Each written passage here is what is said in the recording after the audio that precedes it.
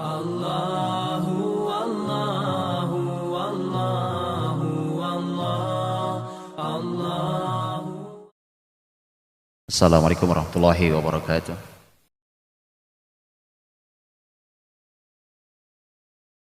Alhamdulillahilladzi bi ni'matihi tatimmu. Asyhadu an la ilaha illallah wahdahu la syarika lah. Wa asyhadu anna Muhammadan 'abduhu wa rasuluh. Allahumma salli wa sallim wa barik wa an'im ala rasulina wa syafi'ina wa imamina wa sayyidina Muhammadin sallallahu alaihi wasallam wa ala alihi wa ashabihi wa man tabi'ahu bi ihsanin ila yaumiddin. Ya ayyuhalladzina amanu taqullaha haqqa tuqatih wa la tamutunna illa wa antum muslimun. Allahumma bika asbahna wa bika amsayna wa bika nahya wa bika namutu wa ilaika nusyur. Rabbana taqabbal minna innaka antas samiul alim wa tub alaina innaka antat tawwabur rahim. Rabbana hab lana min azwajina wa dhurriyyatina qurrata a'yun waj'alna lil muttaqina imama. Allahumma ij'alna muqimis shalah wa min dzurriyyatina rabbana wa taqabbal du'a. Amma ba'd. Mukminin dan mukminat hafizakumullah. Syukur pada Allah Subhanahu wa taala, temuan pagi yang penuh dengan keberkahan. Ada keberkahan masjid rumah Allah, ada keberkahan berjamaah, ada keberkahan persaudaraan, ada keberkahan majelis ilmu, ada keberkahan waktu pagi. Maka semoga hidup kita semuanya barokah, karena ini lapis-lapis yang sungguh sangat luar biasa. Berkah di atas berkah, maka itulah yang diharapkan dan itulah yang banyak hilang hari ini dari masyarakat negeri ini hari ini, termasuk negeri ini, yaitu hilangnya keberkahan. Sesuai rahmati Allah Subhanahu wa taala. Pembahasan kita pagi hari ini sebagaimana yang diamanahkan ke saya tentang mendidik generasi gemilang dengan Al-Quranul Karim. Saya tidak akan bicara tentang menyemangati para orang tua hari ini nyuruh anaknya untuk hafal Al-Quran. Karena saya yakin mestinya Bapak Ibu semua bab itu sudah lewat. Maka saya tidak akan bicara itu. Saya tidak akan bicara tentang apa keistimewaannya orang yang menghafal Al-Quran, membaca Al-Quran. Saya tidak akan bicara itu. Karena lagi-lagi semestinya bab itu di kita juga sudah selesai. Karenanya kalau babnya adalah anak kita harus belajar Quran, harus hafal Quran, itu sudah kita anggap selesai, ya, sudah harus tuntas selesai, nggak perlu dibahas lagi. Itu udah final, itu sudah final. Bahwa anak kita harus belajar Quran. Beberapa kali saya dimintai nasihat dari anak-anak muda yang ingin sekali menghafal Quran, tapi sibuk dengan kuliahnya. Atau anak usia SMA ingin sekali hafal Quran tapi sibuk dengan sekolahnya, dan tentu kegiatan sekolah dan kampusnya tidak mendukung karena kesibukan luar biasa. Kemudian nanya gimana caranya, saya bilang ya kemampu antum lah, antum punya waktu luang tapi yang komitmen. Iya Ustaz, tapi tetap susah. Gampang kalau gitu caranya. Selesaikan sekolahnya atau hentikan sekolahnya dulu. Kan sederhana Pak. Hidup dibuat sederhana. Ya kan begitu. antum cuti dari kampus 1 semester, kalau anak muda 1 semester sudah cukup. Sudah cukup.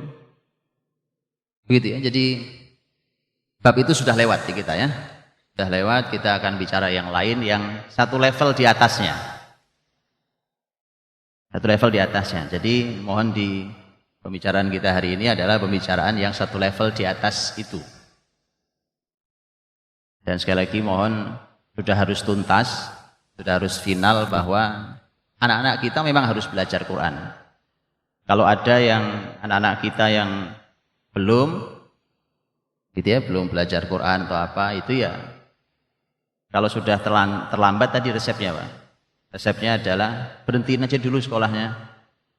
Terus cuti dulu atau apa, gampang. Kalau bagi waktu susah, kecuali bisa bagi waktu silahkan dibagi waktunya. Dan alhamdulillah perlu kita syukuri dulu di awal bahwa gelora di negeri ini hari ini dan beberapa tahun ke belakang untuk mulai mendekat menghafal, membaca Al-Quran, menghafal Al-Quran sungguh sangat luar biasa. Itu sebuah rasa syukur kita pada Allah Subhanahu wa taala bahwa umat ini mulai hadir. Dan tentu berbeda dengan generasi yang sebelum kita, ya generasi-generasi yang hari ini tentu bukan hadir hari ini, maka alhamdulillah kalau babnya adalah membaca Quran dan menghafal Quran sudah mulai selesai, sudah mulai tuntas, karena generasi-generasi hari ini beda dengan generasi yang kemarin-kemarin. Generasi yang kemarin-kemarin ketika bahkan sudah menjadi orang penting di negeri ini, sudah jadi pejabat besar di negeri ini, sudah jadi orang luar biasa di masyarakatnya, tapi baca Qurannya belum bisa. Makanya calon pejabat dikasih syarat harus bisa baca Quran saja, gegernya minta ampun. Ya, itu tapi generasi itu sudah selesai. Sudah selesai. Suruh mereka belajar baca Quran yang benar atau kita tunggu matinya. Diganti generasi berikutnya. Baik, teman-teman dirahmati Allah Subhanahu wa taala. Saya justru ingin memulai dari kalimatnya sahabat mulia, ahli Al-Quran, guru besar untuk umat ini, orang yang 15 tahun membina Persia, dimulai dari kota Kufah, yang 15 tahun bisa antum bayangkan berangkat ke Kufah di masa Khalifah Umar dan pulang dari Kufah di masa Khalifah Utsman, sudah ganti khalifahnya.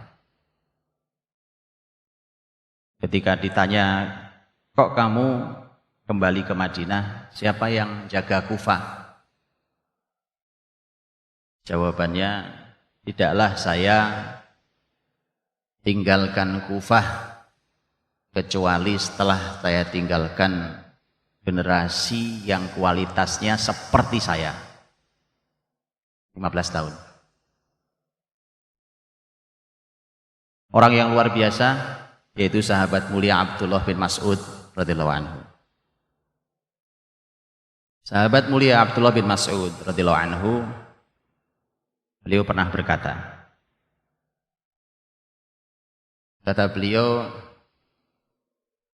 inna sauba alaina hifdhu alfadhil Quran wa sahula alaina al-amalu bih wa anna man ba'dana yashulu alaihi hifdhul Quran wa yas'ubu alaihi al-amalu bih.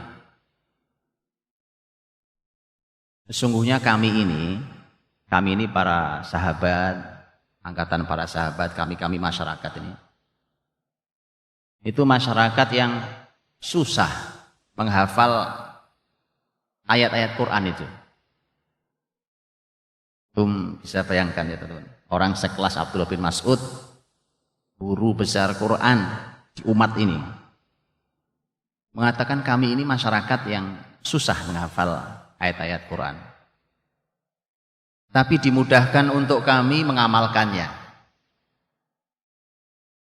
Dan generasi yang datang setelah kami mudah sekali mereka menghafal Quran, tapi sulit mengamalkannya. Itu yang mau saya bahas. Saya ulangi kalimat Abdullah bin Mas'ud. Kami ini masyarakat yang sulit menghafal ayat-ayat Quran, tapi mudah mengamalkannya.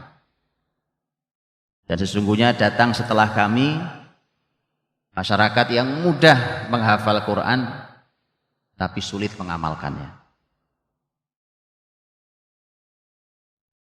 Ini tamparan keras dari Abdullah bin Mas'ud radhiyallahu anhu. Hadirin, Kufah akhirnya nanti menjadi salah satu pusat peradaban dunia dalam bidang ilmu. Sejak dimulai oleh Abdullah bin Mas'ud radhiyallahu anhu. Kan itu Persia dulunya. Persia, wilayah penyembah api, Majusi. Tetapi dengan Abdullah bin Mas'ud dikirim oleh Umar bin Khattab radhiyallahu anhu, kemudian menjadi pusat peradaban ilmu.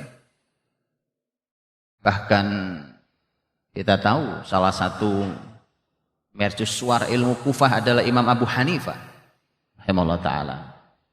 Dari sahabat turun ke tabi'in, nanti ilmu itu berkumpul di seorang Imam Abu Hanifah. Jadi gak sembarang. Maka saya minta ke teman-teman kalau bicara tentang ulama, mbok ya punya adab. Yang punya adab kan. Ya, seorang Imam Abu Hanifah gak sembarang orang. Bahwa beliau berijtihad itu ijtihad beliau. Tapi tidak sembarang orang dia itu. Gak semudah yang kita bayangkan. Gak semudah yang kita katakan hari ini dengan kalimat yang patah, yang tidak bermakna. Ini ulama besar. Karena itulah teman-teman rahmati Allah, sahabat mulia Abdullah bin Mas'ud sudah mengingatkan kita tentang generasi. Jadi pembahasannya bukan lagi Quran atau bukan Quran, bukan, sudah lewat itu. Baik, sudah lewat. Pembahasannya kita sepakat Quran. Yuk kita didik generasi dengan Quran. Cuma dahulu para sahabat itu, pengakuan Abdullah bin Mas'ud radhiyallahu anhu, sulit menghafal Quran. Baca ayat begitu susah ngafalnya, Pak. Dan nampaknya generasi ini hari ini di kita, Masya Allah, ngafal Quran mudah sekali. Kalau Abdullah bin Mas'ud kan orang Arab, Al-Hudhali, beliau harusnya lebih mudah menghafal Quran karena orang Arab. Bayangkan di kita, ini mukjizat Quran. Di kita berbicara tidak dengan bahasa Arab. Bahasa kita bukan bahasa Arab. Mata kita ini terbiasa kalau buka buku dari kiri ke kanan. Sementara Quran, mushaf buka dari kanan ke kiri. Itu sudah beda. Di mata juga sudah beda. Segitunya. Seperti itu pun ternyata hari ini, Masya Allah, anak kecil-kecil di kita sudah hafal Quran. Mudah sekali. Program menghafal Quran hari ini bukan lagi tahunan. Bahkan tidak lagi bulanan. Hitungannya sudah hari. Sekian hari hafal Quran 30 juz. Ajaib. Itu yang disampaikan Abdullah bin Mas'ud radhiyallahu anhu. Dan beliau katakan tadi, datang generasi setelah kami, mereka yang mudah menghafal Quran. Nah, cuma kalimat belakangnya itu yang gak enak. Justru kalimat itu yang menjadi catatan penting buat kita hari ini, sekaligus panduan setelah ini kita mau ngapain dengan Quran yang kita hafal ini. Itu maksud saya. Dan mari kita lihat, sahabat Nabi Shallallahu Alaihi Wasallam mendidik anak-anak mereka ya sudah dengan Quran itu. Dan itulah tugas Nabi Shallallahu Alaihi Wasallam yang telah dilaksanakan dengan baik oleh Nabi kepada para sahabatnya. Bagaimana surat Al-Jumu'ah ayat 2 itu? Walladzi ba'atsa fil ummiyina rasulam minhum yatlu 'alaihim ayatihi. Itu nomor 1, membacakan ayat-ayat Allah. Wa yuzakkihim, tazkiyatun nafs, mensucikan jiwa.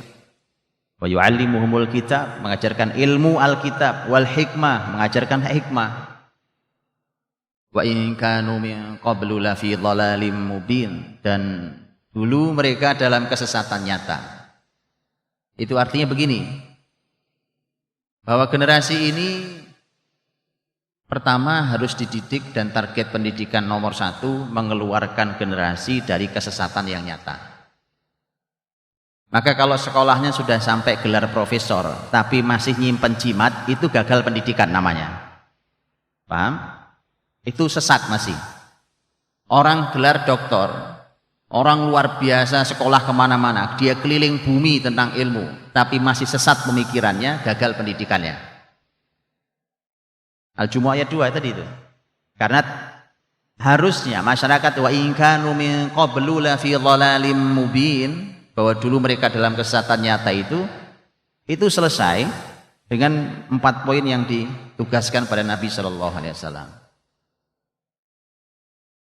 Kemudian yang kedua, bahwa untuk mengeluarkan dari kesesatan nyata itu poin-poinnya tadi itu.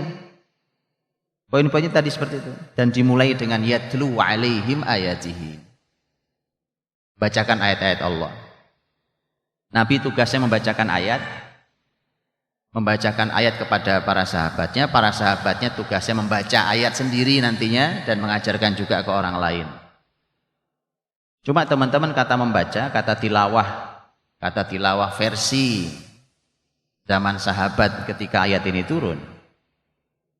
Tentu bukan membaca seperti kita hari ini.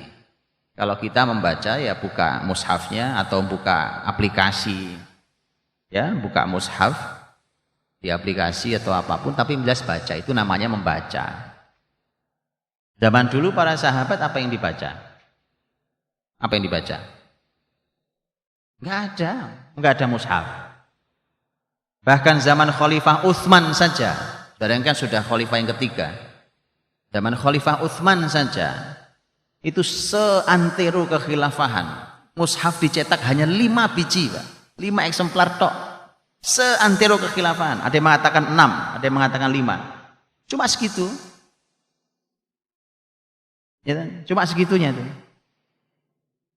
Tapi mereka masyarakat Qur'ani, itu hebatnya. Jadi sebenarnya hari ini Masya Allah, Pak, kita hari ini jalan, itu bersama kita nih ada berapa mushaf. HP dua-duanya ada aplikasi Qurannya kan. Itu belum mushaf kecil yang kita kantongin. Kita nenteng tab, di tab juga ada. Begitu kita bawa tas ada laptop, itu laptop juga ada. Masya Allah, satu orang dalam dirinya ada 5 mushaf. Tapi nggak jadi tuh. Itu yang harus kita ketahui. Bagaimana ceritanya? Sahabat dulu nggak ada. Bukan 5 pada satu orang, satu negeri 5. 5, satu negeri. Tapi mereka masyarakat Qur'ani. Maka yatlu alaihim ayatihi, dulu zaman literatur ulama awal, angkatan sahabat, tabi'in. Membaca itu bukan membaca toh.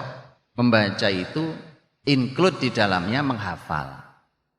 Itulah mengapa kalau ada yang nanya, mana perintah menghafal? Loh, antum nggak ngerti kata tilawah berarti. Tilawah zaman dulu mau tilawah apa? Oh nggak ada kan, siapa yang menulis mushaf? Nggak ada.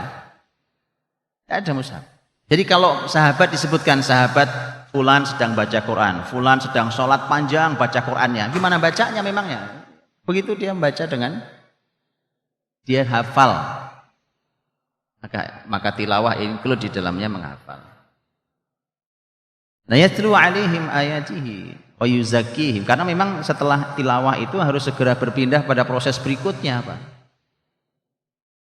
Bahwa proses berikutnya memang harus mensucikan jiwa. Nah inilah PR, disinilah putusnya kita hari ini, Pak.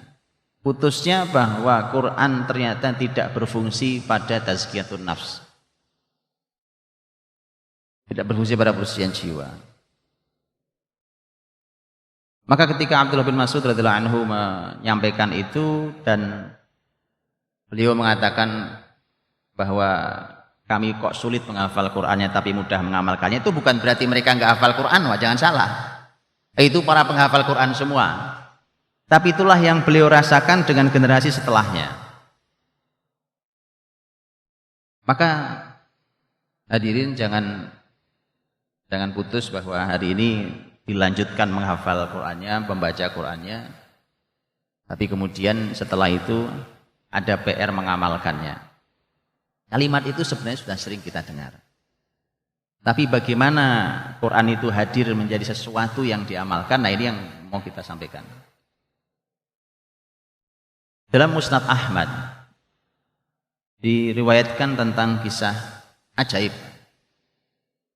Ini kalau bukan karena ada riwayatnya kita nggak percaya dengan kisah itu. Di mana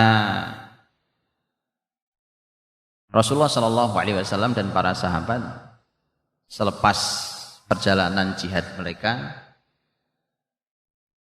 kemudian mereka istirahat di sebuah lembah.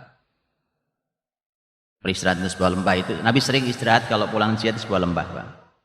Itu karena lebih terlindung, karena ketahuan Nabi muda. Kemudian Nabi meminta agar ada yang menjaga malam hari karena semua akan istirahat, 2 orang diminta untuk menjaga. Maka berjaga-jagalah 2 orang sahabat, Abbad bin Bishr dan Ammar bin Yasir. Jaga, tugasnya malam itu jaga. Semua istirahat, termasuk Rasul istirahat, 2 orang dijaga. Begitu berjaga-jaga 2 orang itu, mereka berbincang, siapa yang jaga duluan. Daripada nanti ngantuk dua-duanya, melek dua-duanya, ngantuk dua-duanya. Sekarang siapa yang menjaga duluan? Maka mereka sepakat bergantian. Nanti kalau sudah selesai tugasnya mulai ngantuk, bangunkan yang satu. Begitu. Abbad bin Bishr ketika berjaga, ketika beliau menjaga dan Ammar bin Yasir tidur, karena sendiri di lembah sepi, maka Abbad berpikir, alah saya isi dengan ibadah saja sendiri. Maka mulailah dia sholat. Dia nikmati malam itu di lembah sepi, gak ada suara. Sedang dia khusyuk-khusyuknya sholat, membaca ayat panjang dia nikmati. Ternyata ada musuh mengintai. Nah ini musuh mengintai. Dilihat ada muslim yang sedang sholat, dipanah, Pak. Nancap panah dicabut saat beliau sholat, diteletakkan. Gak kebayang itu kayak nyabut panah, kayak nyabut apaan. Cabut panahnya, diletakkan, darah mulai muncrat. Dia lanjutkan sholatnya, dipanah lagi, kena lagi sholat, kena lagi, cabut lagi, letakkan lagi, darah keluar. Panah lagi, cabut lagi, letakkan lagi. Itu enggak diberhentikan sholat. Maka ketika darah sudah keluar dan sudah menggenang di mana-mana darahnya itu, saat itulah dia membangunkan. Betapa kagetnya. Kenapa tidak dari tadi kau bangunkan? Keadaan sudah seperti itu. Ketika keadaan seperti itu ditanya kenapa tidak bangunkan, dia mengatakan, sesungguhnya saya tidak suka memotong kenikmatan saya bersama Quran.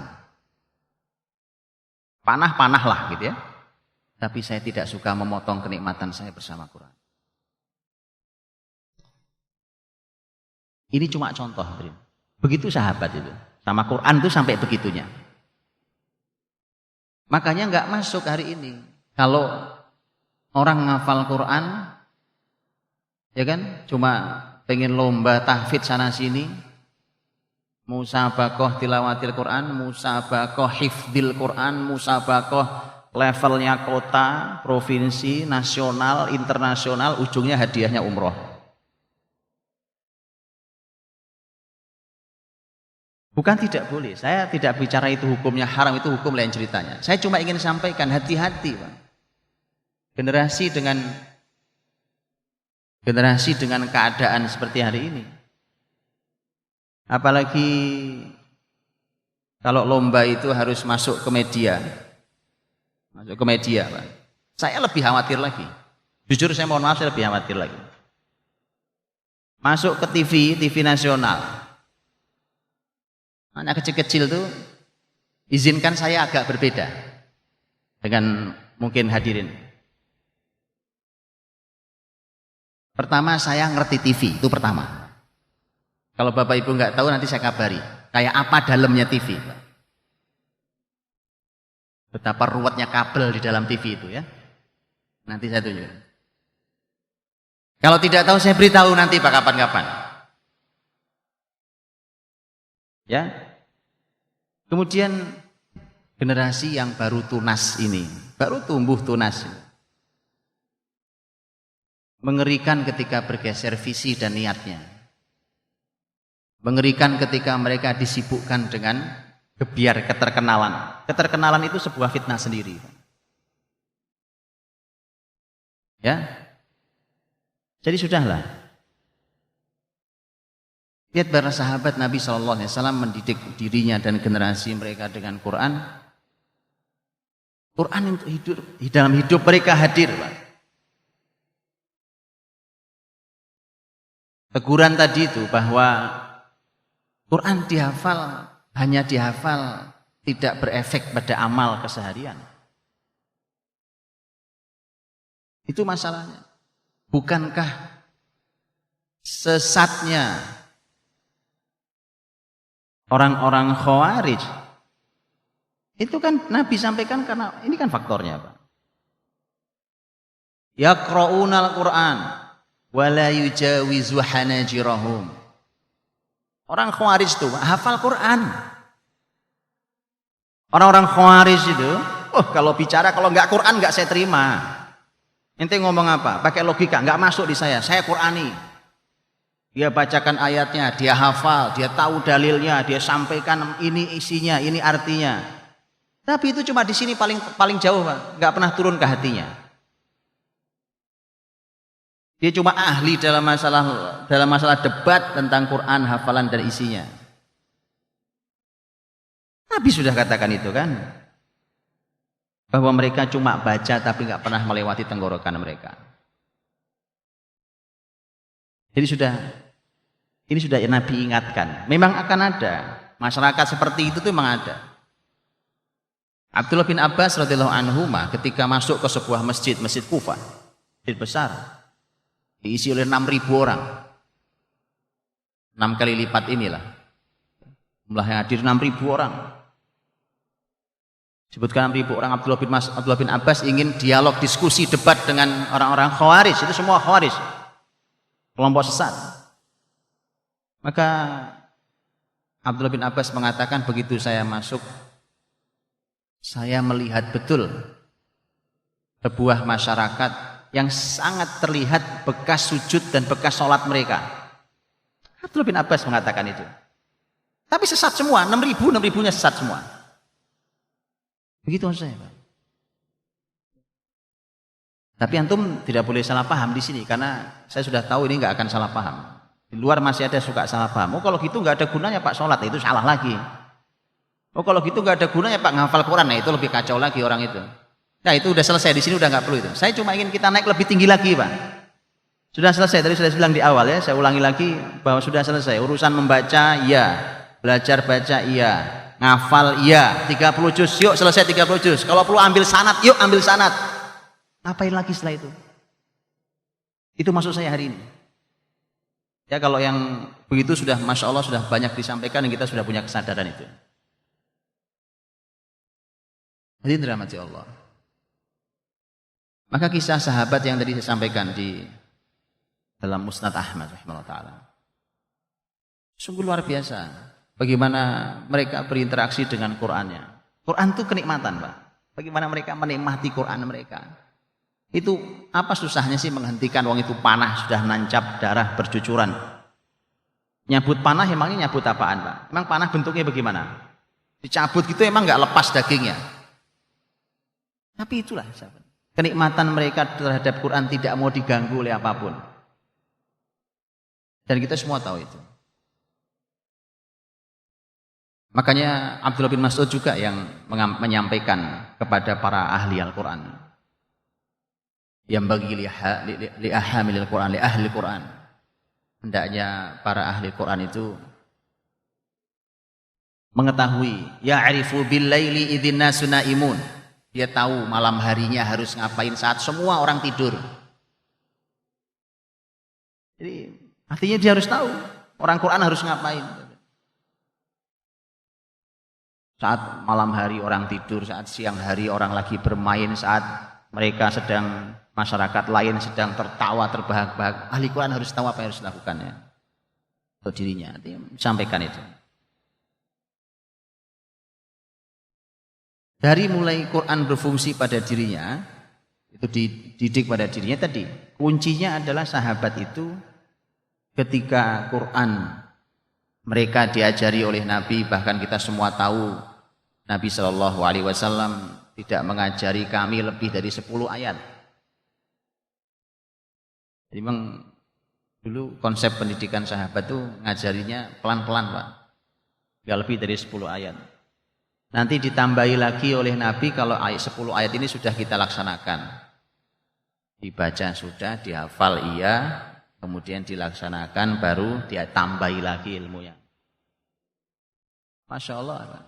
Hari ini sekian jilid kitab kita lahap semuanya. Akhlak tidak sesuai, adab tidak sesuai, keimanan juga nggak kunjung terbentuk. Urusan rizki aja takutnya minta ampun. Lah Quran nggak mana aja Quran. Urusan nyari uang aja takutnya minta ampun. Orang masih takut sama rupiah, sama dolar, masih takut. Jadi begitu. Karena itu yang memang harus ditanam betul generasi ini. Dan itu latihan dimulai dari pribadi mereka. Karena itulah para sahabat Nabi menjadi contoh mercusuar buat kita bahwa Quran ini dididik pada diletakkan, dimasukkan di akal mereka, diletakkan dalam kehidupan mereka, mewarnai hidup mereka. Dimulai dari mensucikan jiwa mereka. Dengan baca Quran itu targetnya harus suci jiwanya. Wa yuzakkihim. Salah satu kunci utamanya adalah membaca dan menghafal Quran. Maka itu harus bisa mensucikan jiwa. Makanya kalau menghafal, membaca belum bisa mensucikan, harus diteruskan sampai suci jiwanya. Karena kalau sudah suci jiwanya baru bisa kita ajarkan ilmu Alkitab, wa yu'allimuhumul kitab. Karena nanti ilmu Alkitab ditumpuk saja di kepala. Sekian kitab sudah dilahap tadi itu. Tapi itu menjadi tidak bermakna karena nggak kunjung keluar dari kesesatannya. Apa mungkin? Mungkin Pak. Lawang hari ini hadirin orang-orang orientalis itu mereka bisa kok membaca berbagai kitab tafsir. Oh mereka masuk Islam aja enggak? Bisa. Sangat bisa. Allah alam dulu saya pernah ketemu teman-teman di kampus. Kemudian ada dosen orang Belanda. Teman-teman saya bilang ini orientalis. Di Belanda yang lewat ini dosen orientalis dan dia belum masuk Islam, tapi hafal Quran. Saya bilang, hafal Quran? Iya, hafal Quran. Gak masuk Islam, Pak. Kalau betul cerita teman-teman saya bahwa dia hafal Quran, itu gak masuk Islam. Bisa, Pak, bisa. Baca, hafal Quran, baca kitab tafsir, bahkan ngajar orang, tapi hatinya gak suci. Ya. Yuk kita naik satu level lebih tinggi. Maka tadi saya bilang Pak, generasi tunas ini jangan dihadapkan dulu pada badai. Matah tunasnya. Jangan dulu. Hati-hati dengan berbagai fitnah. Tadi termasuk fitnah keterkenalan tadi itu. Itu fitnah sendiri. Agak mengerikan. Fitnah niat, fitnah visinya. Mengerikan. Bagaimana Kemudian hadir potret, ya kan? Wah, pengen Pak anak saya hafal Quran, suaranya enak, ngimami di masjid, ya kan? Terus keren, ya kan? Anak muda keren, penampilan keren. Lama-lama dibawa media, Pak. Media itu begitu ngerinya. Kalau tidak dipegang orang beriman itu kan ngerinya begitu. Dibawa media, dinaikkan, bahasa kita sekarang diviralkan, ya kan? Begitu diviralkan, wah, semua orang kayak begitu saya pengen. Gak menarik, Pak. Quran itu bukan untuk itu. Inna hadzal Quran, kata Allah. Sesungguhnya Quran ini yahdi lillati hiya aqwam wa yubashshirul mu'minina alladziina ya'maluna shalihati anna lahum ajran kabira. Quran ini harus berfungsi sebagai hidayah, petunjuk hidup kepada jalan yang lebih lurus dan memberi kabar gembira pada orang beriman. Kabar gembira itu artinya kalau hidup, namanya kabar gembira kan hidup jadi bahagia, Pak. Jadi bahagia. Harus diukur tingkat kebahagiaan. Bahagia enggak Anda ngafal Quran? Jangan-jangan enggak bahagia deh, Pak. Atau saat sedih hiburannya Quran. Tanya orang ahli Quran, orang hafal Quran. Kamu kalau sedih hiburannya apa? Tanya, Pak. Karena Quran wa yubasyirul mu'minin. Selain memberikan kabar gembira di akhirat karena amal solehnya orang beriman. Tapi itulah di dunia mereka terhibur dengan Qur'annya. Bahwa mereka mendapatkan pahala yang besar. Bahagia. Orang beriman sejak di dunia karena dikabari Allah bahwa dia mendapatkan pahala yang besar. Maka Quran perlahan-lahan pasti itu ditanamkan di diri para sahabat Nabi SAW dan itu sangat banyak. Sampai keputusan-keputusan pribadi itu harus diukur dengan menggunakan ayat. Harus kayak begitu. Contoh,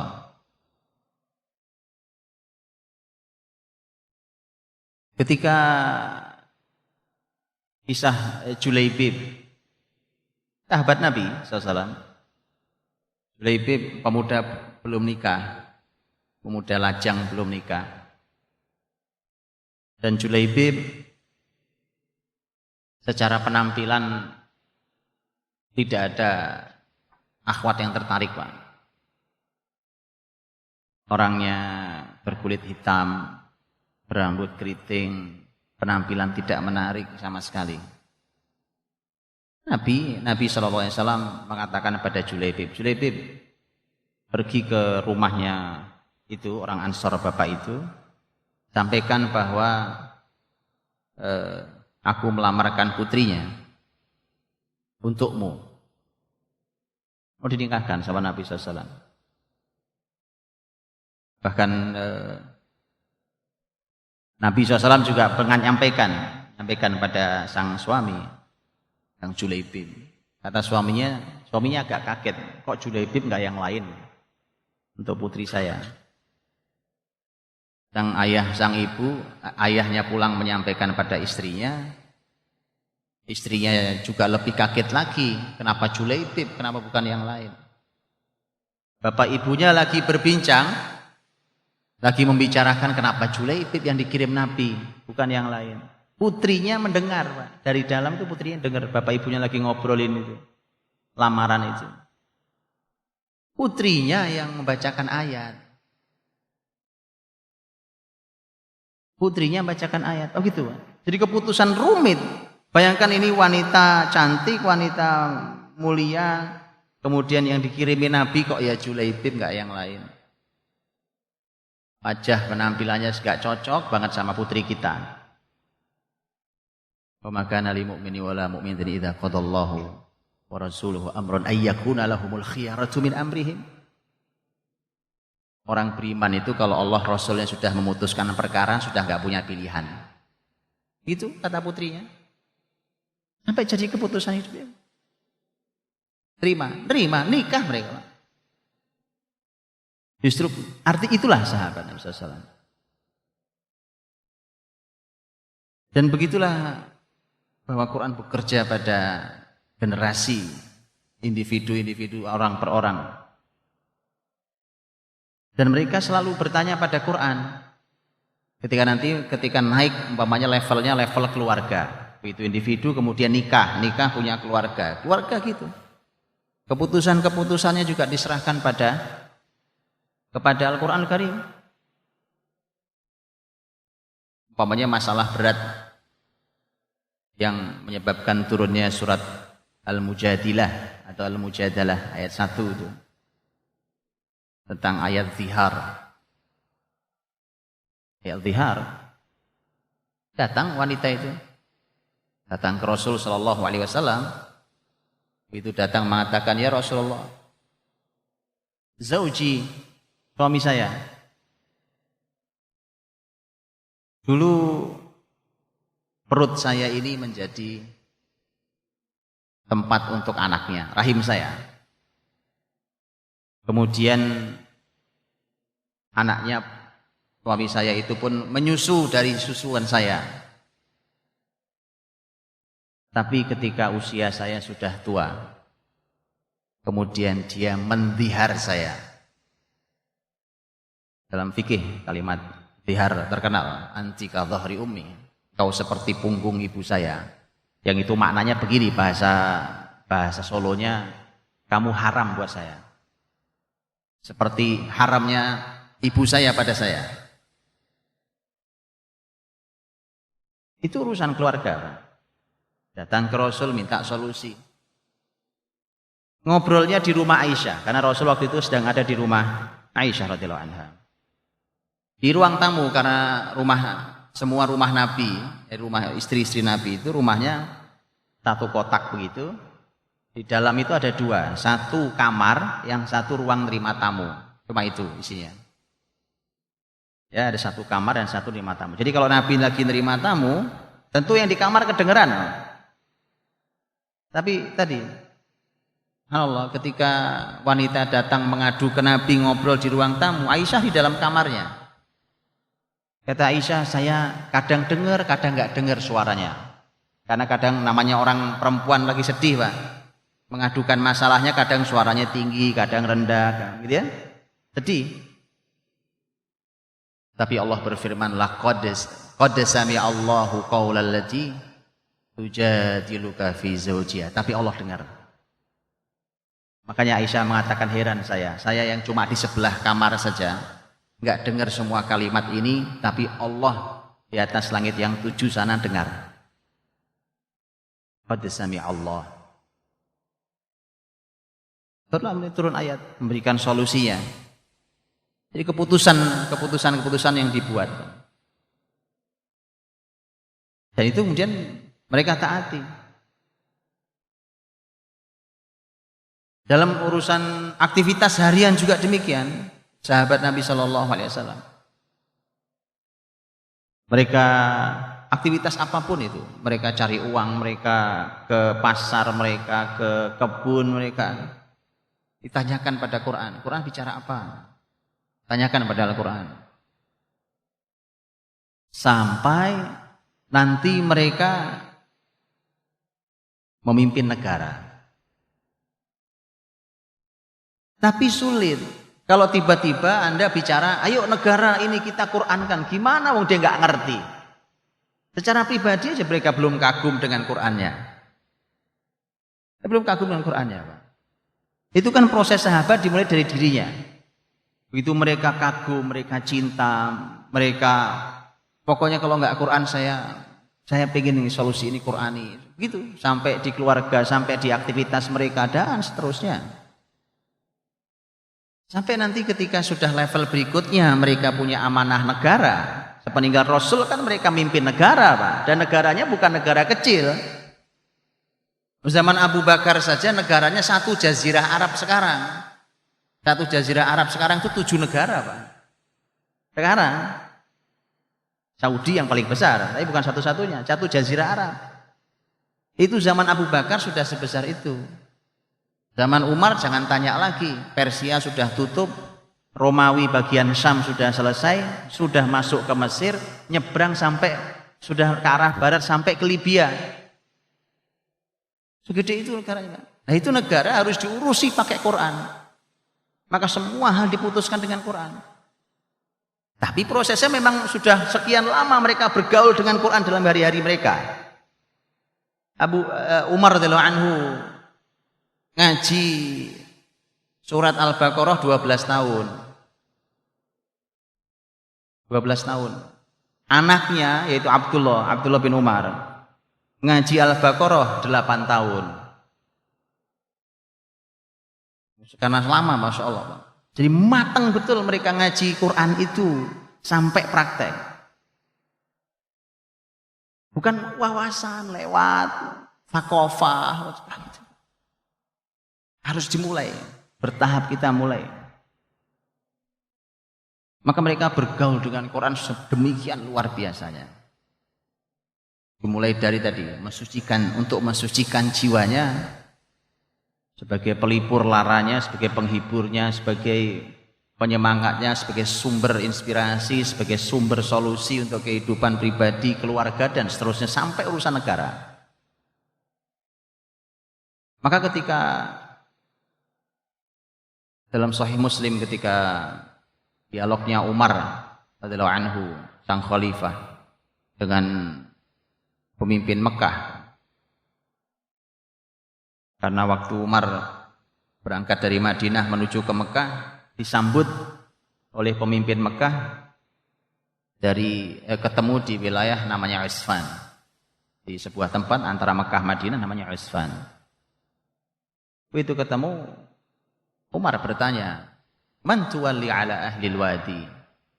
Kamu kesini jemput saya ini, siapa yang kamu tinggalkan untuk mimpin, untuk jagain masyarakat ahlil wadi, masyarakat lembah, maksudnya Mekah itu kan lembah Pak. Masyarakat Mekah siapa yang kamu serahkan kalau kamu pergi begini? Dia mengatakan Ibnu Abza. Kata Umar, Ibnu Abza? Siapa Ibnu Abza? Dia kemudian mengatakan tentang Ibnu Abza itu orang yang ahli Quran. Nah, kalau ahli Quran itu jangan, kalau baca literatur dulu, kalimat ahli Quran itu jangan dibayangkan hafal Quran hari ini, Pak. Itu salah paham. Ahli Quran itu tadi, Quran dia hafal, Quran dia baca, Quran dia nikmati, Quran dia jadikan solusi untuk kehidupan dia.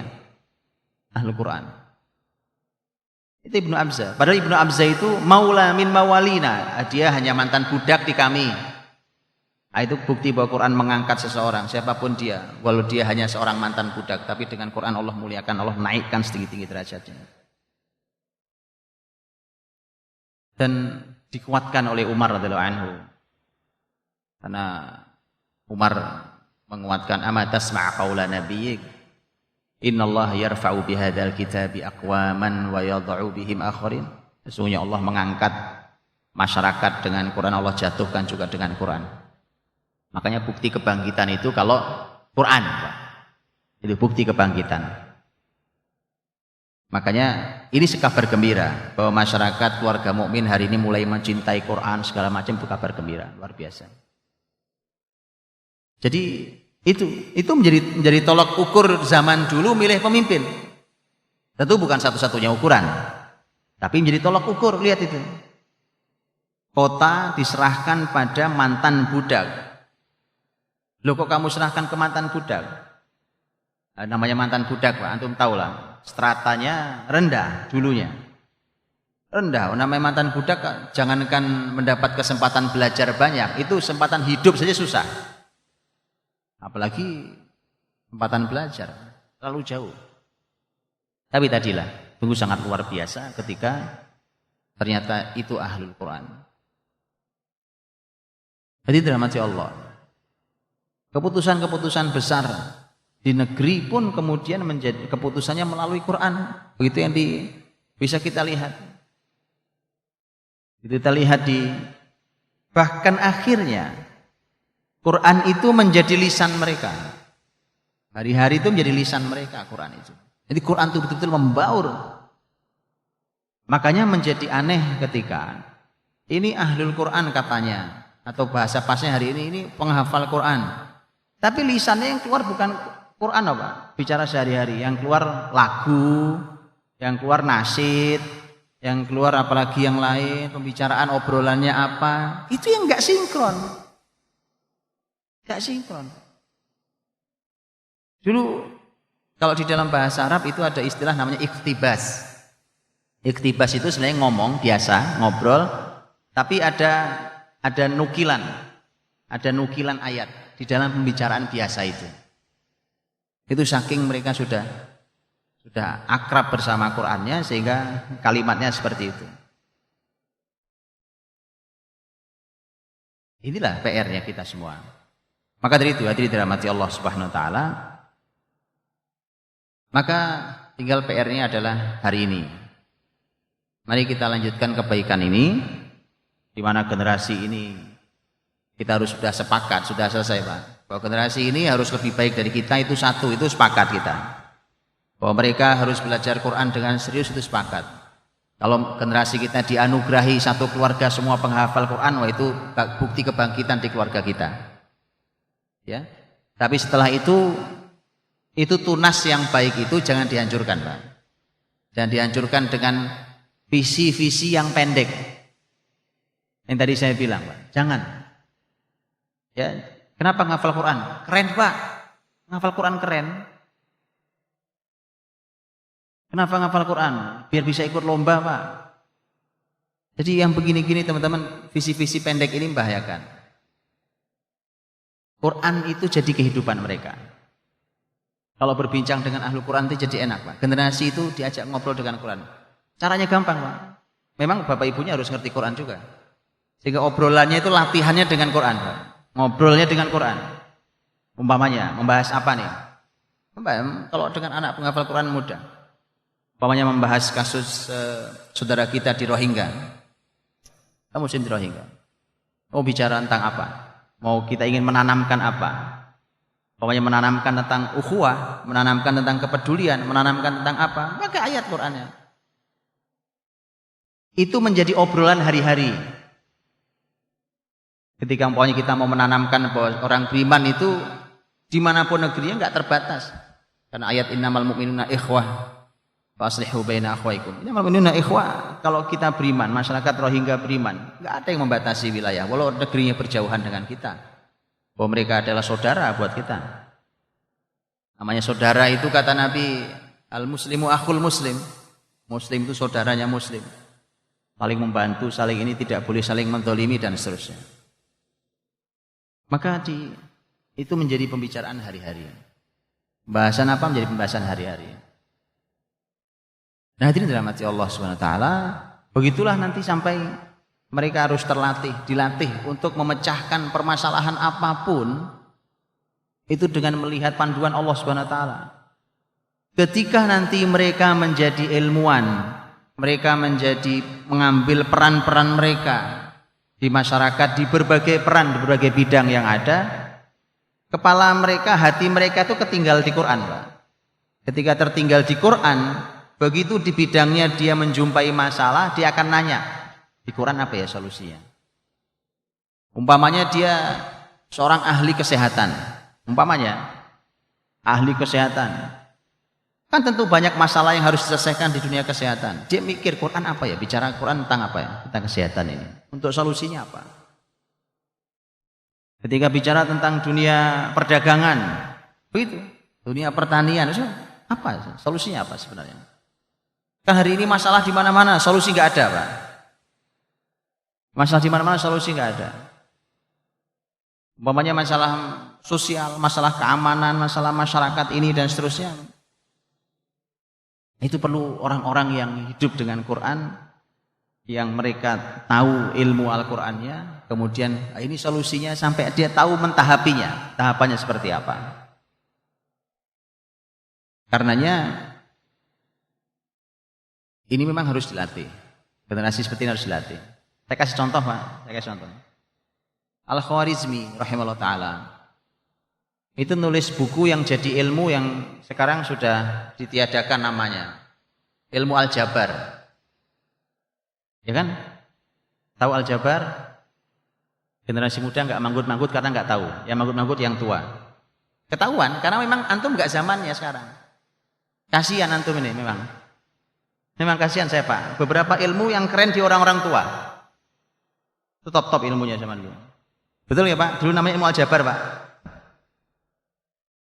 Yang muda-muda tahu aljabar? Hah? Ya kan? Aljabar itu matematika teman-teman. Di kurikulum Indonesia sampai tahun mungkin 80-an, 90 masih ada. 90 masih ada Pak. Buku matematika itu tulisannya aljabar. Aljabar itu judul bukunya Khwarizmi. Judul bukunya Al-Jabr wal Muqabalah. Judul bukunya. Sampai sekarang masih ada buku itu, buku matematika. Yang menarik mukaddimahnya Pak.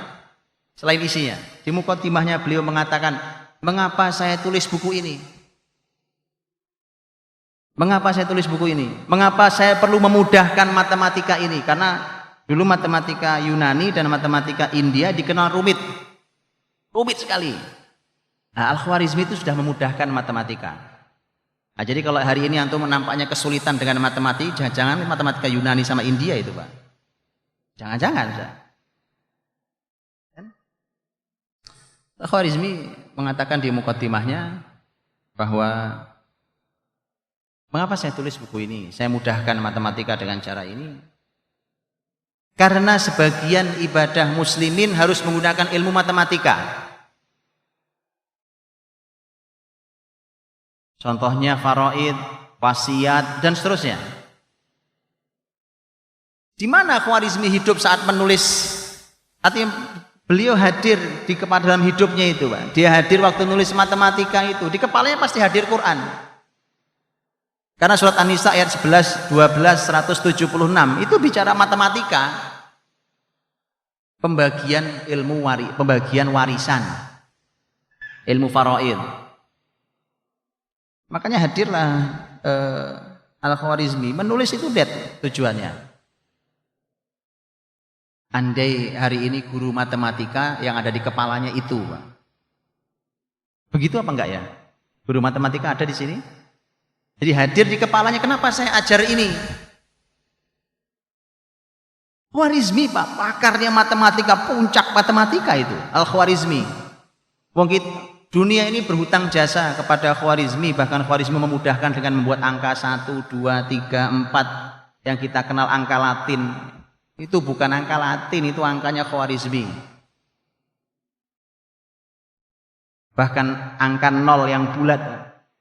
Itu lihat filosofinya angka Khwarizmi. Dibuat, kan orang beriman biasa berpikir dengan cara Quran ini.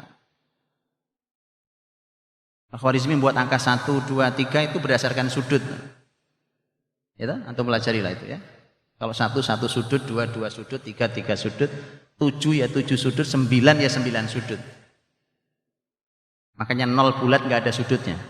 Ya kan? Tetapi 0 itu menentukan banyak hal, begitu ditaruh di belakang itu mengubah. Dari tadinya 1 menjadi 10, menjadi 100, menjadi 1000 itu berbeda. Kenapa? Kalau 0 itu di dalamnya digaris, dia menjadi sudut tak terbatas. Betul? Khwarizmi Pak. Otaknya Khwarizmi itu. Dan itu bayangkan, beliau nulis buku Al-Jabr itu tujuannya supaya muslimin mudah beribadah. Bukan buat itu, buat ngitung ini, buat nanti ngitung jembatan, ngitung pesawat, ngitung enggak itu. Buat ibadah muslimin. Antum lihat bedanya. Seseorang membuat sesuatu. Al-Jazari rahimahullah ta'ala itu teknokrat Pak. Jauh sebelum hari ini orang bicara robot, orang Jepang bikin robot, jauh sebelum itu Al-Jazari sudah membuat robot itu Pak. Dalam bukunya, punya buku, kitab Al-Hiyal namanya. Makanya teknologi suka disebut hiyal. Hiyal itu rekayasa, bukan begitu? Rekayasa. Hiyal itu artinya rekayasa. Kitab Al-Hiyal. Kitab Al-Hiyal itu ada 100 mesin ditulis, digambar, dijelaskan sampai cara membuatnya oleh Al-Jazari. Antum tahu yang menarik Pak? Al-Jazari salah satu yang dibuatkan oleh beliau adalah dulu robot yang membantu wudu Pak. Oh muslim hidup bersama Qurannya. Coba hari ini, mohon maaf hari ini, coba robot dibuat maksiat, betul? Itu robot bantu wudu Pak zaman dulu. Jadi robot itu dia buat robot yang khusus buat pemimpin untuk membantu wudunya, sekaligus mengingatkan pemimpin kalau ini jamnya sholat. Karena kalau jamnya sholat itu robot jalan Pak, menuju ke pemimpinnya. Ada tangan kanan, ada tangan kiri, nanti yang kanan nuangkan air, yang kiri ngasih anduk. Al-Jazari sudah membuat Pak John. Apa pertimbangannya? Cuma wudu, sholat, mengingatkan pemimpin waktunya sholat. Saya orang beriman, kalau hidupnya bersama Quran itu jadinya begitu, Pak. Gitu ya. Ar-Razi, orang dokter ternama di zamannya, luar biasa. Kitabnya Ar-Razi menjadi literatur utama di Eropa, di dunia kesehatan sampai abad 15. Ar-Razi begitu melihat tentang pengobatan. Memang tidak bisa dipungkiri beberapa obat harganya mahal karena tumbuhannya langka, mungkin diambil dari negeri yang jauh, didatangkan kan mahal, hanya ada di tempat itu, jadi mahal jadinya. Maka Ar-Razi berpikir keras karena dalam Quran diajari bahwa orang-orang miskin, orang tidak mampu harus dibantu. Kan begitu, begitu banyak ayat bertebaran. Maka Ar-Razi berpikir keras tentang sampai akhirnya nulis buku judulnya Tibbul Fuqara atau Tibbul Masakin. Jadi pengobatan orang-orang miskin. Ini obat nggak kebeli oleh orang-orang miskin, tapi mereka harus sehat. Mereka harus sehat. Maka Ar-Razi meneliti sedemikian luar biasa untuk menunjukkan ini loh gantinya. Kalaupun nggak ada yang mahal nggak apa-apa, ini saya tunjukkan gantinya, bisa ngobati penyakit Anda. Ditulis bukunya Pak. Itu lihat gitu. Bukan malah orang sekarang sakit kaya jadi miskin gara-gara sakit.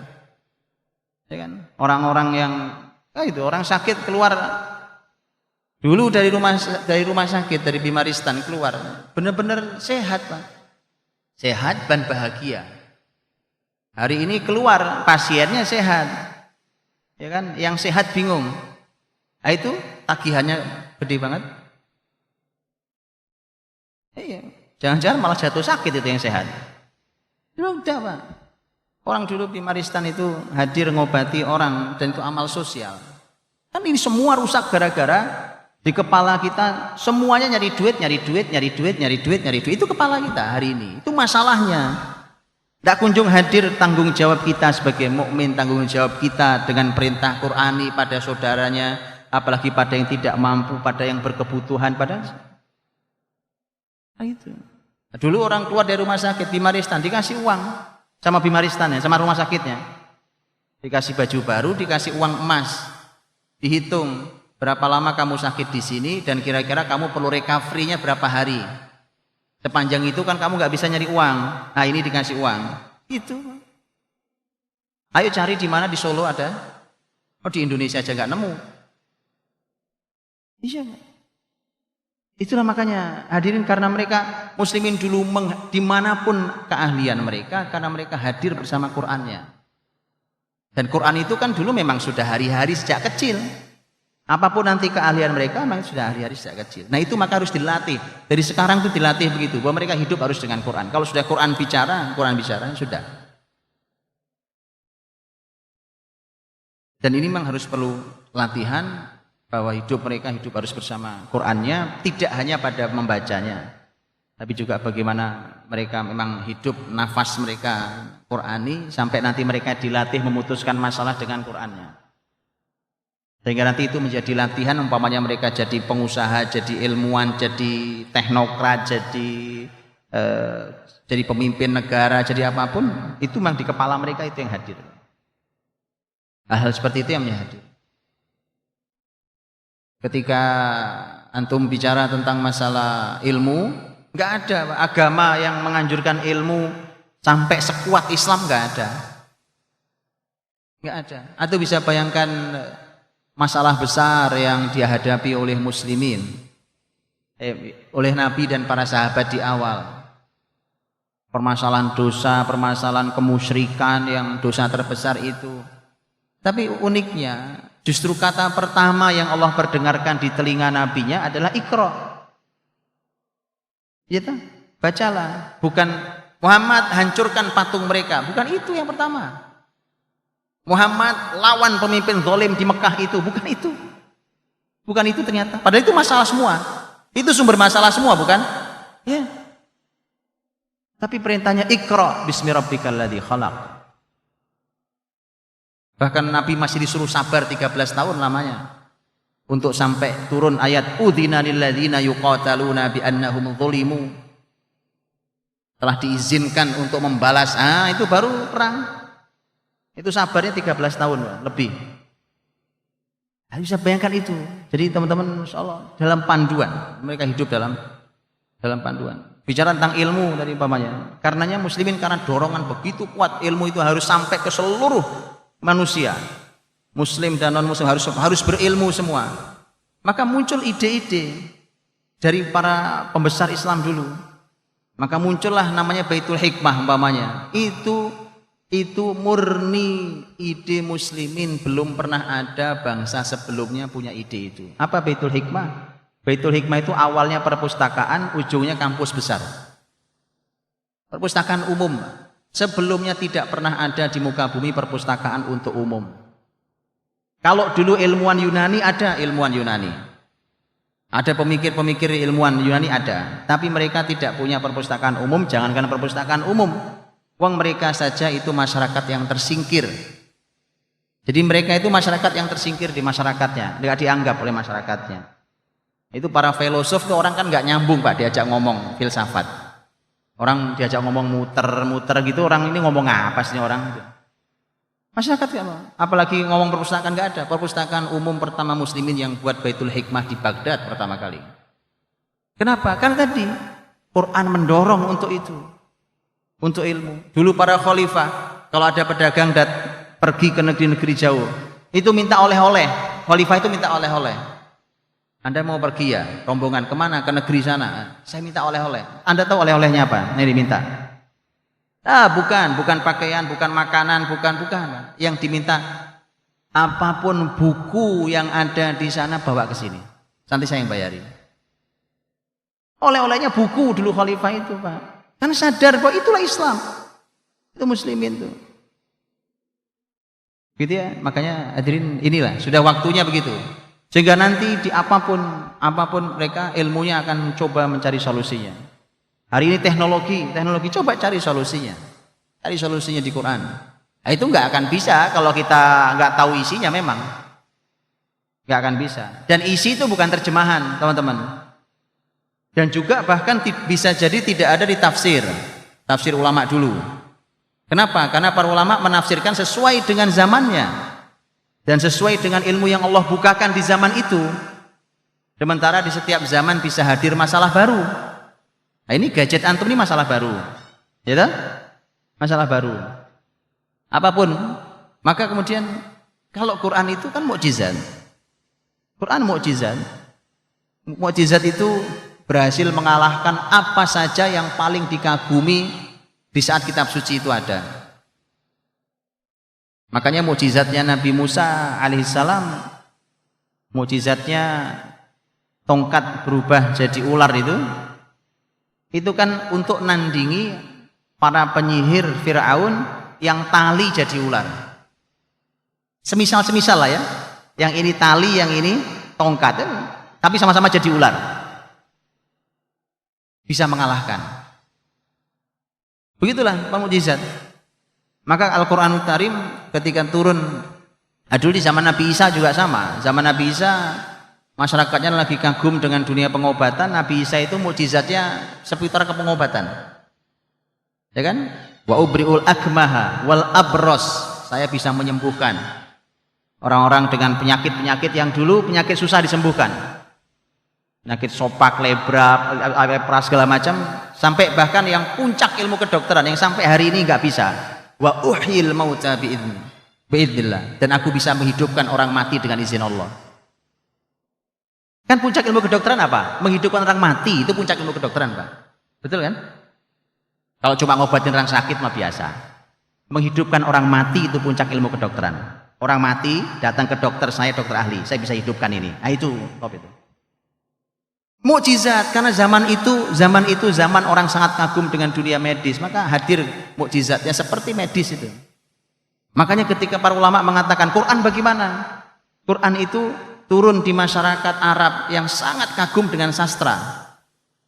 Kalau ada orang ngomong, Pak, di Arab dulu, kalau ada orang bicara, terus berantakan sastranya, itu malas mereka dengarnya. Orang nggak layak didengar. Ngomongnya aja banyak salahnya. Grammarnya, keindahannya, tingkat kebenaran itu sudah nggak minat mereka bicara.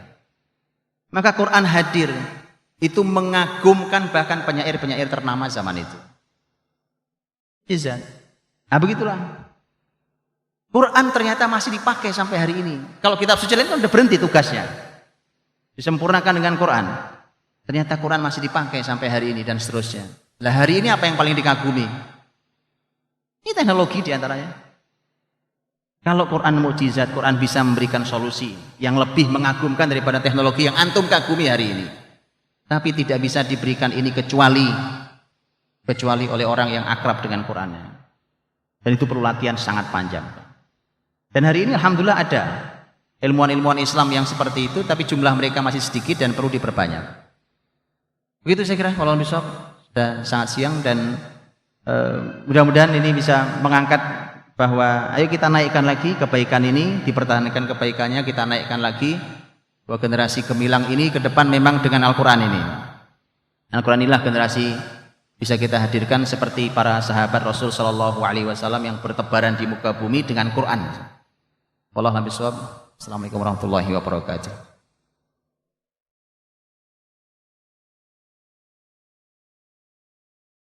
Itu ulama besar Ibnu Hazm rahimahullah taala. Lawang benar bahwa pendapat jumhur berbeda dengan Ibnu Hazm, ya sepakat saya. Karena itu dari dulu sampai hari ini wilayah khilafnya, dari dulu sampai hari ini. Maka sikapilah sebagaimana kita menyikapi khilaf yang lain. Ya toh? Wong Ibnu Taimiyah saja yang hadir belakangan boleh kok berbeda dengan madzhabul arba'ah. Ya toh? Itu antum izinkan, kenapa enggak antum izinkan Ibnu Hazm berbeda dari pendapat? Maka dari itu saya tidak bicara tentang hukumnya. Hukumnya antum bahas dalam perbedaan pendapat, silakan ambil yang antum yakini. Tapi untuk dunia pendidikan musik itu sesuatu yang tidak mendukung sama sekali tentang pendidikan. Tidak membantu, apalagi kalau generasi kita generasi yang sedang serius dengan Qur'annya. Itu akan saling mengusir antara musik dan Qur'an. Akan saling mengusir. Kenapa saling mengusir? Makanya Imam Ibnu Qayyim rahimahullah taala dalam syair beliau yang panjang An-Nuniyah, di antaranya beliau mengatakan nazzih sama'aka min kulli hadhil alhani. Kata beliau, bersihkan pendengaranmu dari semua lagu-lagu itu. Kalimat Ibnu Qayyim rahimahullah taala. Untuk dunia pendidikan, beliau tidak bicara tentang masalah hukum. Dalam pendidikan, makanya lihat ketika Imam Ahmad rahimahullah taala ditanya oleh anaknya Abdullah, menurut ayah musik itu seperti apa? Jawaban Imam Ahmad, ayah tidak suka nak. Tidak suka itu hukum atau bukan? Bukan. Hukum kok tidak suka? Paham? Tapi karena yang nanya anaknya, dan beliau sedang ingin mendidik anaknya, gitu. Jadi dia bukan hukum. Hukum lain cerita pembahasannya. Karenanya teman-teman, Quran dan musik akan saling mengusir. Gak akan masuk. Dan betapa lelahnya orang menghafal Quran yang senang musik, itu lelah banget. Menjaga Qurannya lelah, senang musiknya. Makanya mestinya begitu. Ya, para penghafal Quran harus menjaga dirinya dengan sebaik-baiknya. Dan kalau anak-anak di sekolahannya masih musik menjadi bagian yang dianggap seni, ya kan, seni musik namanya. Ya makanya Anda harus berpikir juga, karena anak ini kalau mau belajar Quran, hidup bersama Quran, kasihan Pak, dia sulit. Dia sulit karena dia masih bergaul sama musik juga, bergaul juga sama Al-Quran juga, itu lelah dia. Jadi dua hal yang berbenturan di dalam dirinya. Karena Quran sama musik itu sama-sama punya efek. Orang dengarkan musik enak apa tidak? Enak. Orang dengarkan Quran enak apa tidak? Enak. Bagi yang suka enak dua-duanya. Orang yang suka dengan musik, begitu dengarkan musik, itu beribu rasa ada dalam dirinya. Itu kan? Saatnya musik membuat dia tersenyum-senyum. Saatnya musik mengantarkan dia pada kenangan yang sudah lewat. Saatnya musik membuat dia meneteskan air mata. Gitu kan? Quran bisa begitu apa enggak? Bisa, sama persis. Makanya ini dua efeknya sama. Karenanya dia tidak pernah saling berteman, dia akan saling mengusir. Gitu? Wallahu a'lam bishawab. Untuk dari Ikhwan bisa langsung bertanya. Ada yang bertanya? Silakan. Bismillah. Terkait dengan tadi yang disampaikan Pak Sudi dalam Quran surah Al-Qur'an 2, karena di anak-anak kita sudah mulai kita pendidik dengan menghafal Al-Quran. Sementara supaya Al-Quran bisa masuk ke hati, tadi perlu dengan namanya tazkiyatun nafs itu. Nah ini solusi yang paling singkat, cepat, berarti gimana? Karena orang-orang juga bingung nih bagaimana membersihkan hati anak-anak di masa yang sekarang memang fitnahnya banyak, terutama gadget dan sebagainya. Terima kasih. Ya, pertanyaannya tentang bagaimana tadi Quran kemudian harus menghasilkan pensucian jiwa, tazkiyatun nafs. Bagaimana caranya yang apa tadi Pak? Yang singkat, mudah, tepat gitu ya. Nah ini Masya Allah ini. Luar biasa ini. Terus ngasih tips yang singkat, mudah, cepat ya kan? Ya Pak, itu memang kita tahu kegelisahan para orang tua hari ini.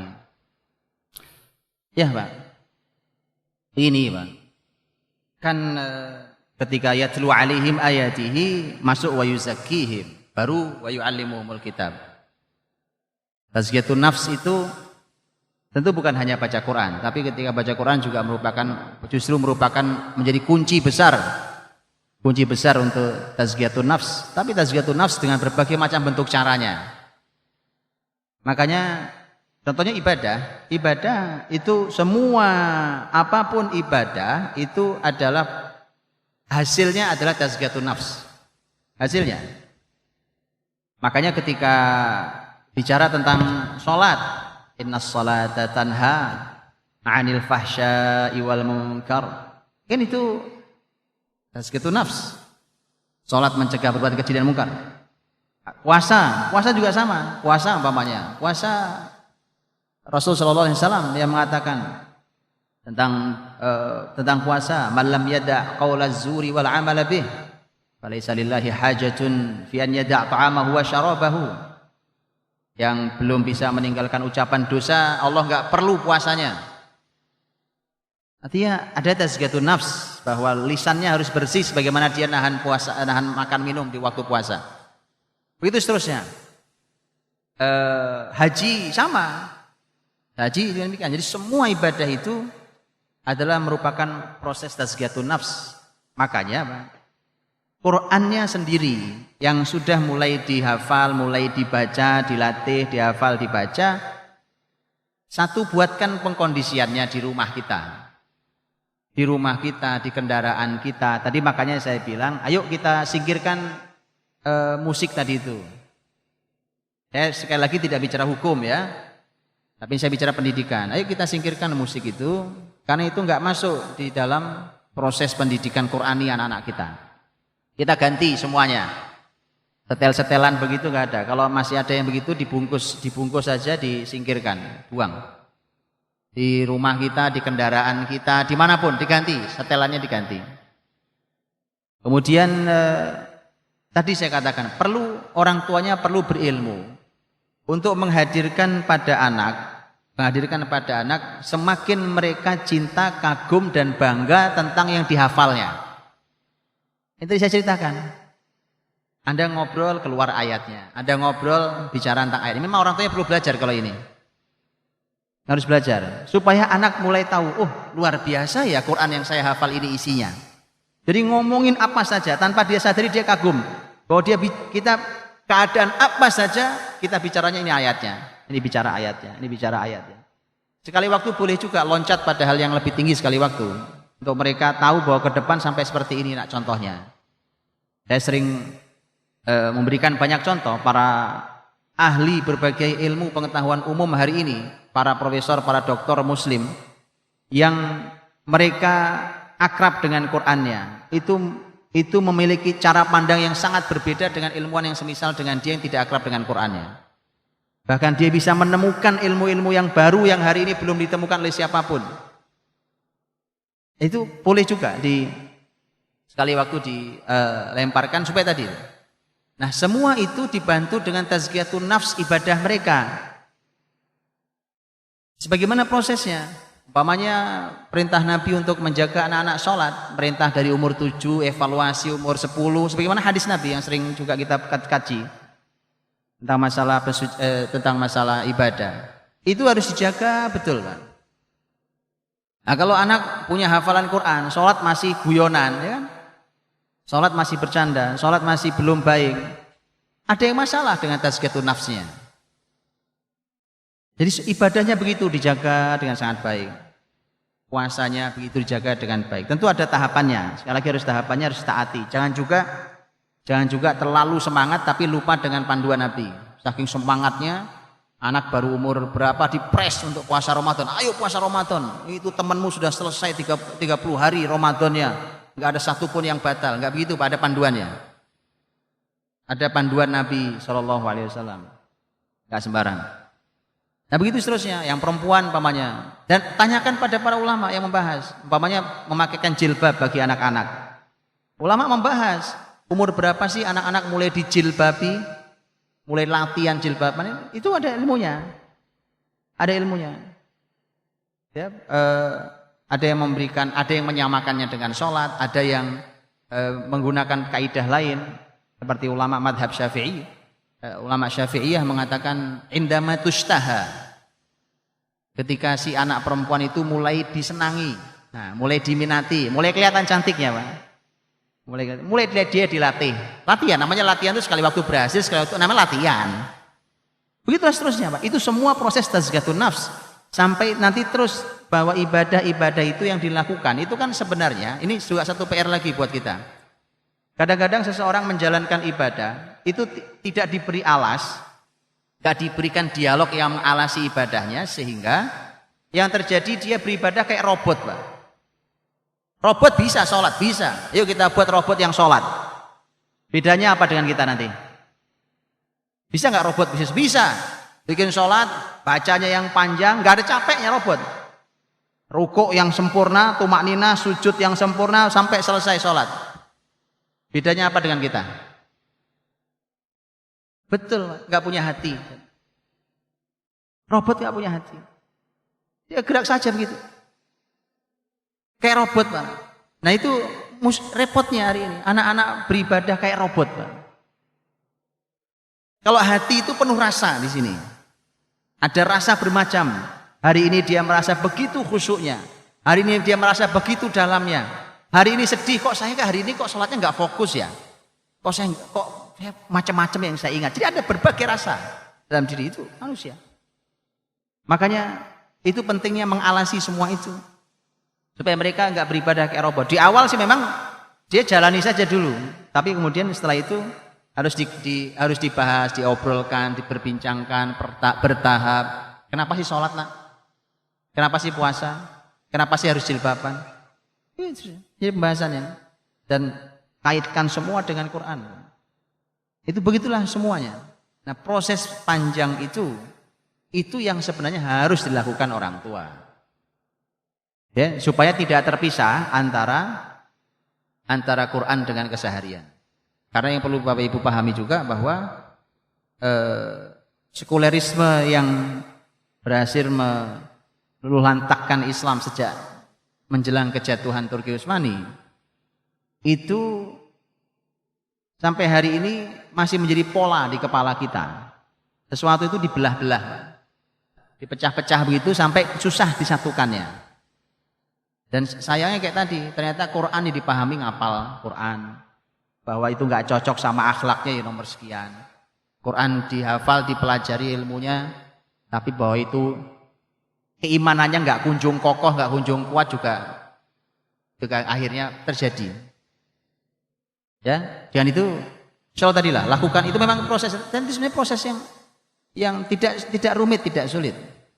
Orang tua hanya perlu mengilmuinya, kemudian mendialogkan itu dengan anak-anaknya, ngobrol dalam keseharian mereka, apapun dikait dengan Qur'annya, ditajamkan kecintaan mereka pada Al-Qur'annya, kemudian disucikan jiwa dengan berbagai macam ibadah yang telah diperintahkan dengan panduan dan urutan yang sudah disampaikan oleh Rasul dan para ulama. Wallahu a'lam bishawab. Terakhir Ustaz, dari samping saya ini menanyakan, apakah jika ada anak-anak kita diajak untuk menghafal Al-Quran sulit, apa perlu diruqyah Ustaz? Demikian Ustaz. Kalau mau diruqyah ya silahkan aja ya, tapi saya juga punya murid yang usianya SMP, itu menghafal Qurannya sulit sekali, tapi memang terbaca bahwa dia punya gangguan setan. Gangguan jin, Pak. Memang itu nyata, dan setelah kita tanya ke keluarganya juga mengakui. Itu kasihan luar biasa, Pak. Bayangkan yang ada di dalam dirinya tidak menerima Quran dibaca padahal dia ingin hafal Quran. Itu kejadian. Itu Masya Allah ya, kita ruqyah dulu. Dan itu alhamdulillah selesai juga akhirnya. Selesai juga. Tapi artinya kalau yang kebacaan jelas, karena jelas-jelas kebaca. Dia kalau baca gitu, itu langsung nunduk gitu, langsung kayak orang pingsan gitu kan.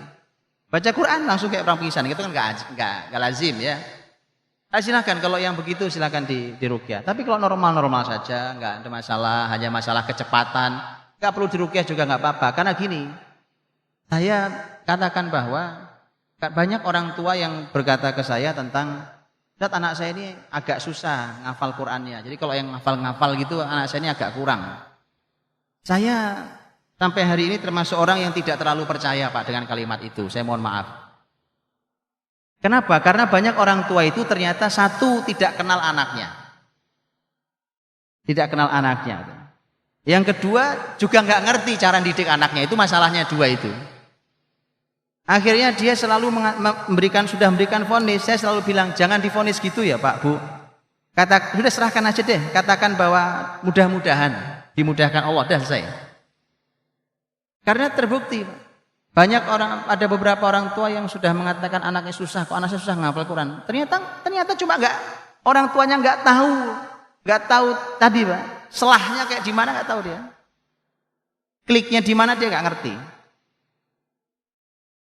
Oh ternyata anak ini hanya perlu dibelokkan sedikit ke sini. Oh ternyata hanya perlu dikasih alas sedikit begini. Masalah di kita itu kan gitu Pak. Kita anak pengen hafal Quran, udah langsung ngafal Quran, kan nggak begitu. Kan dianalisa dulu, karena setiap anak punya kelebihan, punya kekurangan masing-masing, punya masalah masing-masing. Dia lihat dulu. Bukan langsung, ayo ngafal Quran, kasih ayat, ayo target sekian. Ya ini bukan robot, ini manusia. Anak kita manusia, wong rahim yang sama, lahir anak beda-beda kok. Tapi mereka hebat-hebat. Asal mereka normal-normal saja, insya Allah Pak. Laqad yassarnal Qur'ana lidzikri fahal mim mudzakir. Ini sudah Allah mudahkan. Insya Allah ini hanya karena bapak ibunya belum kenal anaknya. Saya yakin itu, asal anaknya normal ya. Tidak kayak tadi baca Quran langsung pingsan, itu nggak normal. Tapi kalau selama normal-normal saja dan juga ya normal, insya Allah. Itu hanya karena orang tuanya belum mengenal anak-anaknya, dan itu perlu ditanyakan atau diberikan anaknya dicek ke yang ahli, ya kan, yang mengerti tentang pendidikan Islam. Dia tahu bahwa anak ini harus dibeginikan dulu baru gitu Pak. Dan banyak sekali lagi banyak Pak. Ada anak yang lamun aja buat saya. Itu kan ada masalah sebenarnya. Asal duduk itu sama teman-temannya duduk, dia masih sendiri ngelamun, matanya kosong. Sementara kayak begitu ngapal Quran ya nggak masuk lah, susah pasti, orang bilang susah. Nah, itu kan harus dicek. Begitu sudah ini jalan selesai juga, alhamdulillah selesai. Tidak ada masalah. Ya. Bahwa kecepatan anak beda-beda pasti, karena Allah memberikannya beda-beda, tapi yakinlah bahwa Allah memberikan kelebihan juga beda-beda. Beda-beda. Allah berikan kelebihan juga beda-beda. Karena Imam Ibnu Qayyim dalam bukunya Tuhfatul Maudud bi Ahkamil Maulud, beliau menyampaikan ada anak-anak yang begitu cepat dan cekatannya kalau tentang keterampilan fisik. Itu berkuda, memanah. Ada yang memang punya keahlian di situ, bukan? Sama. Ini yang otaknya cepat ini, yang cerdas sekali ini, belum tentu juga punya keahlian fisik ini. Padahal ini dan ini sama-sama diperlukan di umat ini. Bukan begitu? Begitu. Nah itu, tapi ada standarisasi yang mari kita buat, standarisasi, standar minimal deh, standar minimal. Umat ini setelah itu silahkan mereka hadir dengan kelebihan masing-masing. Wallahu a'lam bishawab. Jazakumullah khairan katsir. Kalau ahlan, silakan.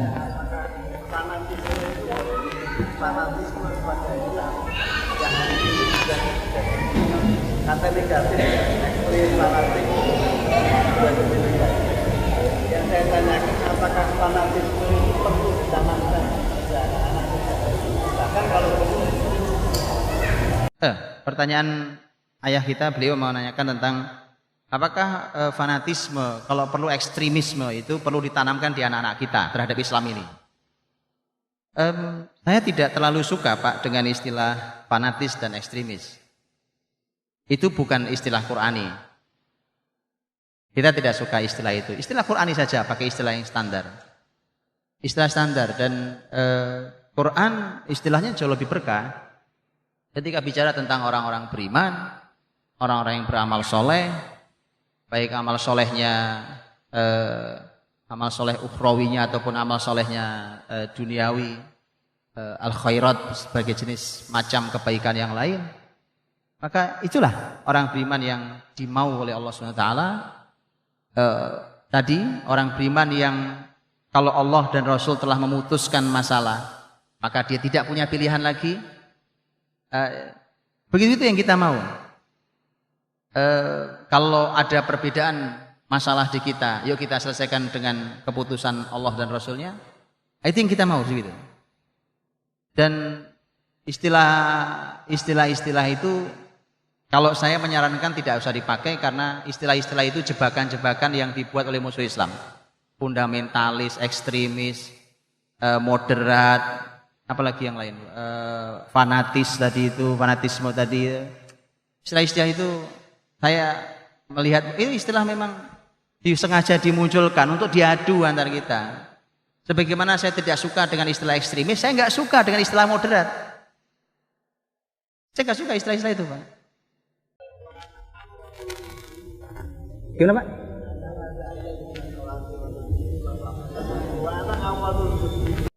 Kenapa, Pak? Wa ana awal muslimin?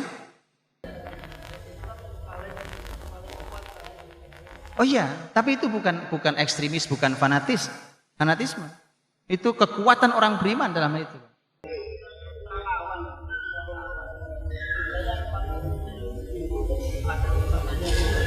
Ya, jadi yang pertama saya ingin sampaikan di awal adalah bahwa istilah-istilah itu jangan dipakai deh.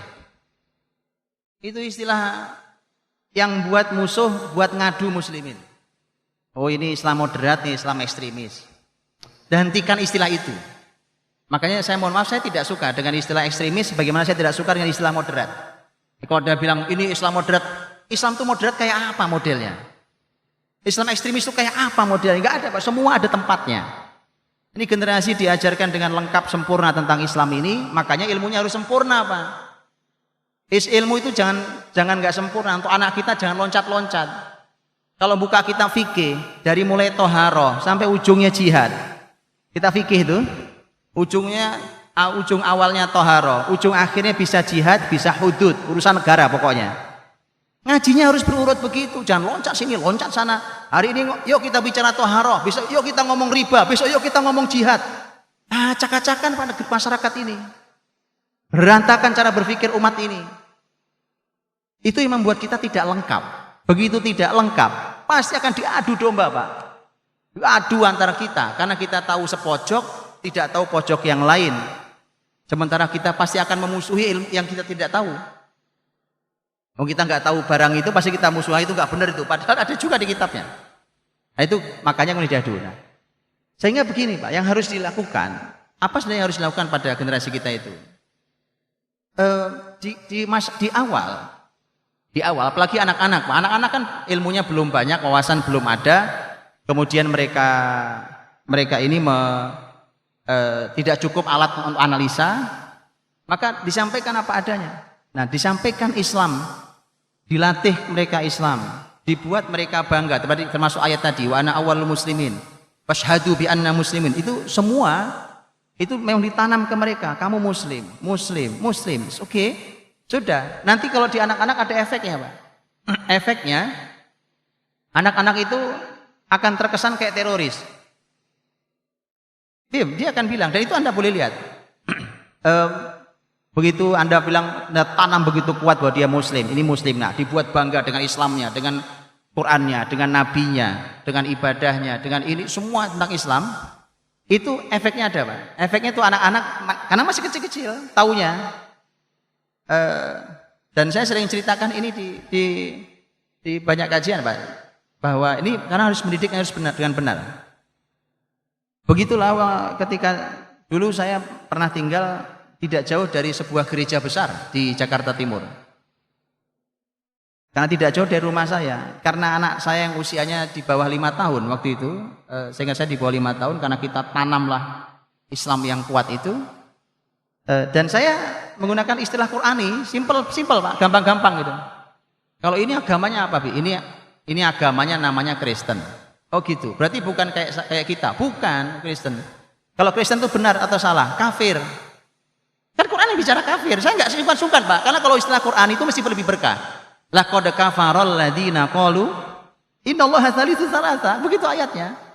Jadi pakai istilah Quran jauh lebih aman. Sungguh telah kafir orang yang, bahwa menurut mereka tidak kafir itu kan memang urusan agama masing-masing. Tapi ini kan versi saya sebagai Muslim. Toh mereka memandang kita Muslim juga kafir kok Pak, sama aja kan? Ya. Tapi kesimpulan si anak akan berbeda. Anak saya kemudian berkata, dia mengatakan, ayo Bi, kalau gitu kita bom aja yuk. Nah, jadi teroris anak saya Pak. Saya bersyukur, alhamdulillah, berarti ajaran saya masuk bahwa dia Muslim sejati. Baru saya alusin Pak, ini kan kasar nih, ngebom begini nggak boleh, pelanggaran. Baru saya bilang, memang mereka kafir nah, memang kitalah yang Muslim. Tetapi ngebom di saat damai begini tidak boleh. Kalau di tempat yang perang, saya contohkan tempat perang, itu namanya jihad. Kalau di sini tidak diizinkan. Itu Pak. Itu ngalusinnya, dialusin. Kalau yang masalah kalau dari awal dibuat abu-abu itu bahaya. Dari sejak awal dikatakan sudahlah, nak, semua agama itu sama.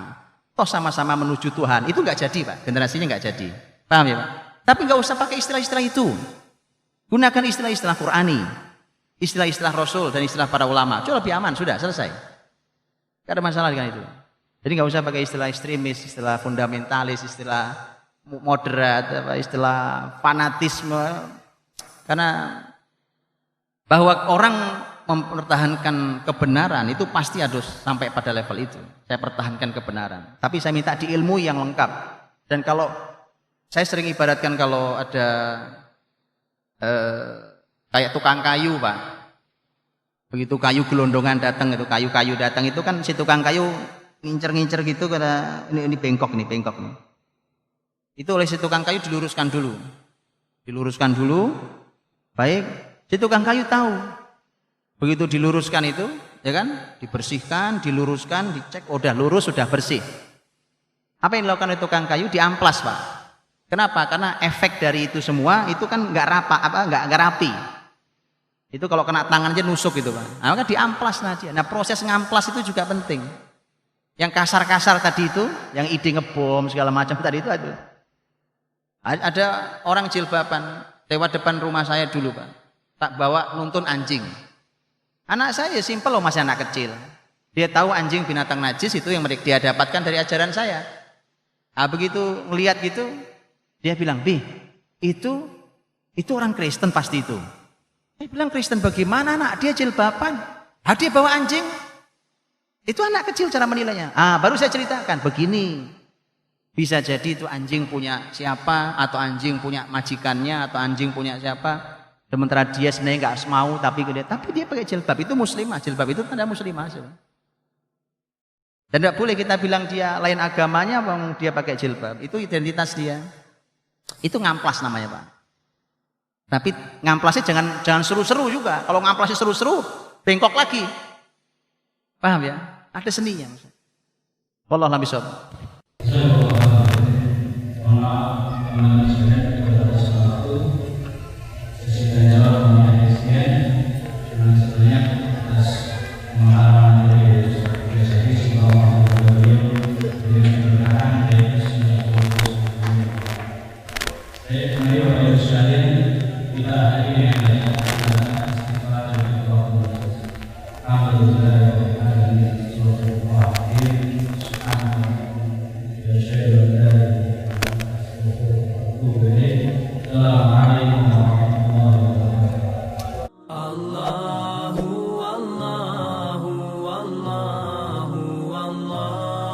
Allah